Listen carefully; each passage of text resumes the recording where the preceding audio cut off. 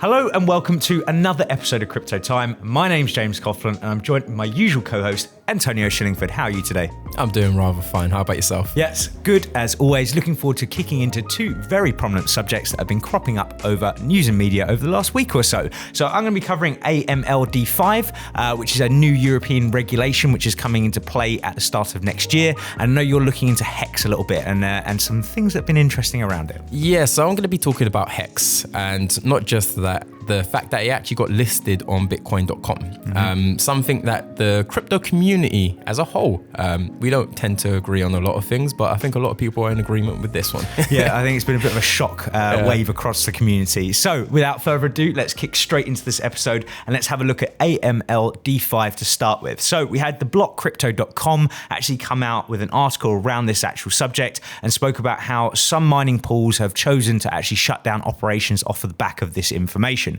Which we'll go into our opinions on it once we've been through the kind of facts and figures of what's going on. So crypto mining pool Simplecoin and Bitcoin gaming platform Chopcoin are shutting down, citing forthcoming EU money laundering rules. Christian, co-founder of both Simplecoin and Chopcoin, claims that the former has 42,000 users while the latter has 305,000 users. So we're looking at a sizable amount of users that are on this platform and on the other platform itself.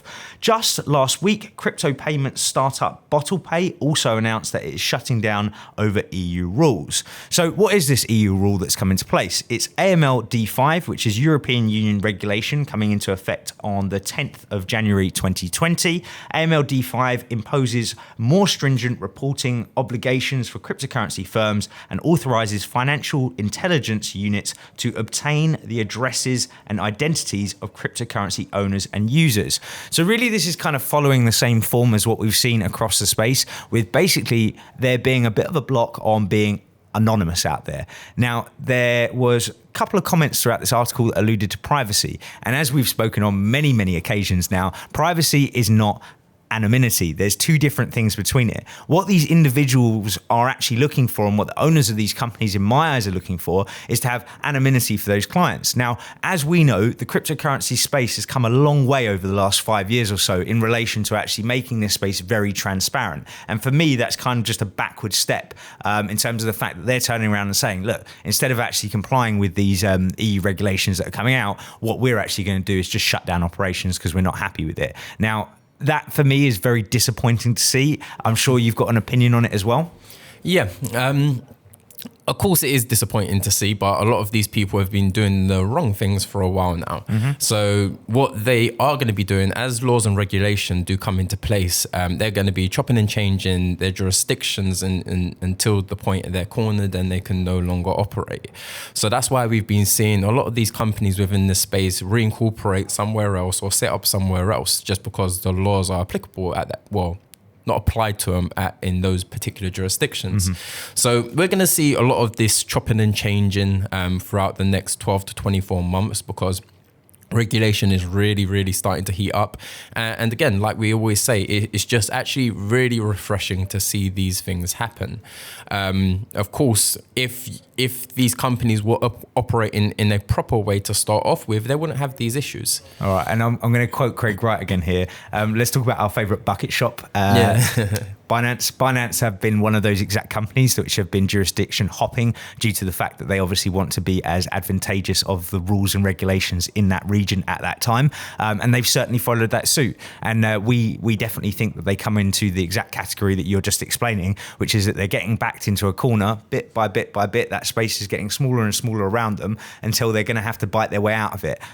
If not, just shut down. It's going to be interesting to see what happens with that. But I think that really does nicely cover what we've spoke about in relation to this EU regulation coming into space. And I think it's a nice point to flip over and have a look at what's been going on in relation to HEX. Yes, so HEX. What should we tuck into first? Bitcoin.com or HEX? Yeah, I think it's actually better to look into the coin before. It gives a little bit more context as to why we feel it's a bit of a shock that it's actually being listed on Bitcoin.com. Yeah, no problem at all. Let's do that then. So HEX. Now, First of all, Richard Hart, he's the one that is actually promoting it. He's the CEO, he's the owner of HEX, the token itself. Now, who is Richard Hart in the first place? If you've gone onto YouTube and you've gone down that crypto rabbit hole and you've been rifling through different videos, you may have potentially come across him, and you tend to remember him as well, because he's pretty much there sitting in a throne. He has these big long interviews that potentially go for 2 to 3 hours, and he's got loads of flashy bling, and he's been around for a while now speaking. So it doesn't sound like you're too positive on this bloke then. Nah. So here's some of the extracts from this Medium post. Cool. Now, Richard Hart promotes the token as being designed to increase in value faster than anything else in history and do over 10,000 X returns in under 2.5 years. No comment. So slow performing token. But not just that. So going through some of the details on this, and again, I strongly recommend, because we're going to put the link in the description to this Medium post, I strongly recommend that you all go to it and actually read the full detailed description, because it does really expose a lot of the workings of this coin and really and truly what's going to be happening after the next year's gone. Yeah. Now, not only will Richard control close to half of all HEX after the first year, but it's the first token I've seen to have its founders' perpetual self-enrichment baked into the protocol. So it is actually baked into the protocol that these individuals are going to get wealthier from this token actually being in existence. So it sounds like a dictatorship coin to me. Yeah, pretty North much. Korea. Yeah, pretty much. It's you launch it and then you're pretty much rich already. You just got to wait for, of course, all the money to start chopping in.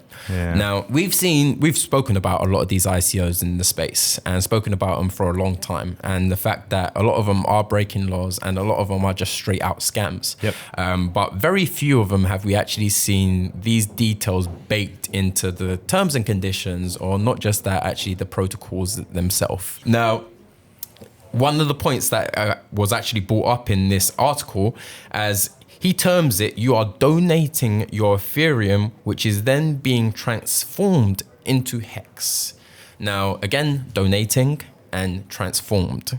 Now, it's not being transformed because the Ethereum doesn't disappear. All that is quite simply happening with the Ethereum is it is getting placed into a wallet, which in turn they control. Do you think they've used that wording artfully to try and avoid certain things like the Securities and Exchange Commission? To me, it'd just be a joke if that made any difference, to be quite honest. But maybe they're trying to do something to try and be clever, as in terms of their wording of certain things, trying to be at least transparent so that people know what's going on. So at least down the line, if it comes up in court, they can say, well, look, it was in our terms and conditions. You chose to go in there and get involved in the coin. You chose to donate your Ethereum and transform into HEX. And this is what's happened. So who knows? Who knows? Now, in this, there's something called the origin address. Now, what the origin address is, the contract specifies an Ethereum address as the original address.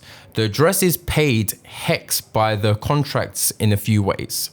The origin is paid a copy of all the bonus payments that are incurred. And of course, if you go onto the HEX website, you'll be able to see all of the different bonuses that you can actually receive. So they actually receive a large portion of this. Now, speed claim bonus, referral bonus, we are all Satoshi increments, critical mass.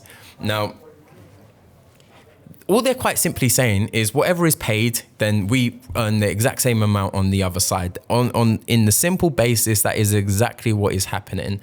They're just siphoning a lot of money from anyone that is actually getting involved. As soon as you do get involved, they're siphoning money from you.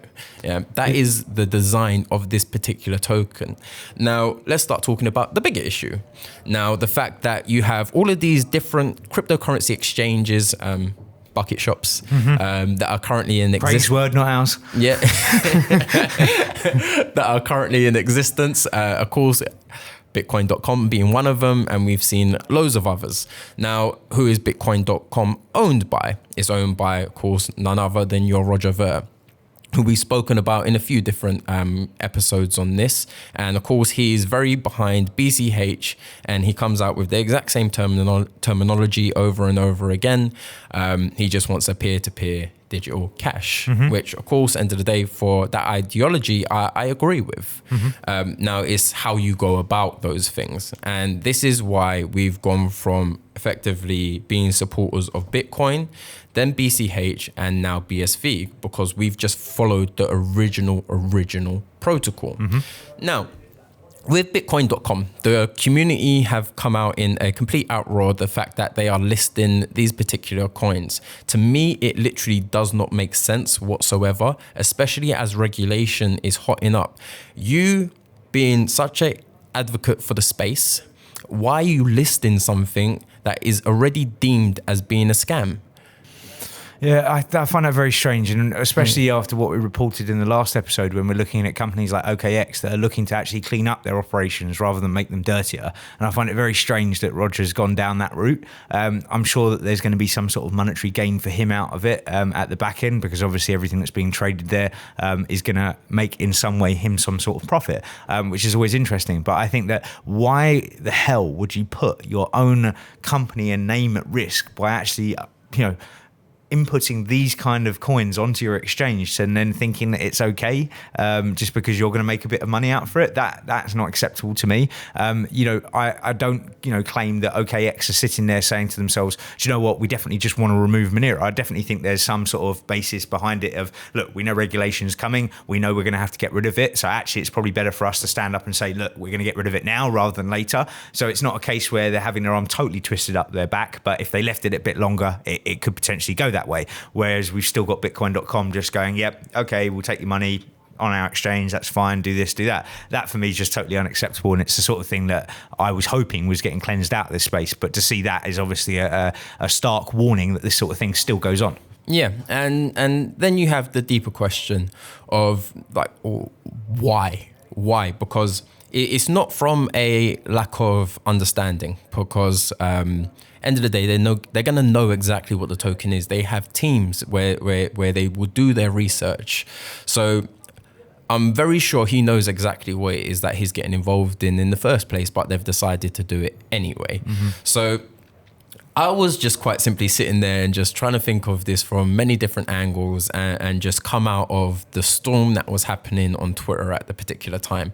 And every single time I just came back to the same answer, that I actually don't think it's his decision. He knows exactly what he's getting involved in. I believe that he is involved in a organization. Again, this is just speculation here and my personal opinions. I do believe that he is involved in this organization, and we talk a lot about cabals in the banking sector. Very much the same in the crypto space as well, because in the banking sector, there's actually situations where they're hindered. The fact that you can actually see some of these payments, the fact that they do have to clean up their books, etc. In the crypto space, because there's lack of regulation at the moment and lack of clarity of certain things, they can transfer money very easily and do things that pretty much in the way of them not being discovered. Yep. So the complete opposite of what Bitcoin was originally created to be. Now, do I believe that Roger Ver is now still in the situation where he's just misguided? I no longer believe so. I believe that he's actually doing things knowingly and doing things wrong knowingly, which of course means that there's bad agendas behind it. I mean, you look at the situation with Roger. Roger was one of the very first people on the Bitcoin scene that publicly came out about it. Not only that, but he supported it by putting billboards up that had no financial benefit to him, rather than the fact of just people becoming more aware of what Bitcoin was.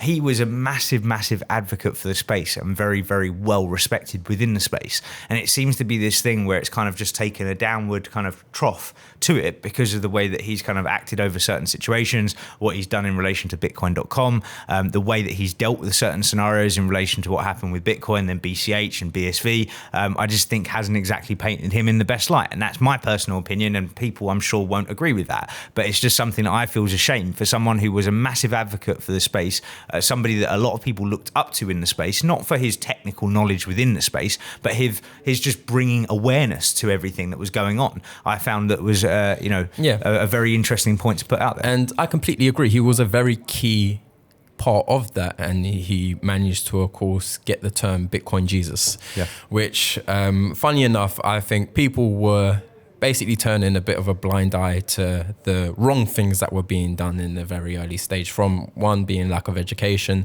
and the fact that he did do some good things for the space, just bringing awareness, for example. But now I think that's completely done. People are at the end of the tethers, end of the day, they know exactly what is truly happening. The fact that this HEX coin got listed on bitcoin.com does expose a lot of things to do with the organization. And not just that, potentially the other people that are involved, this big web.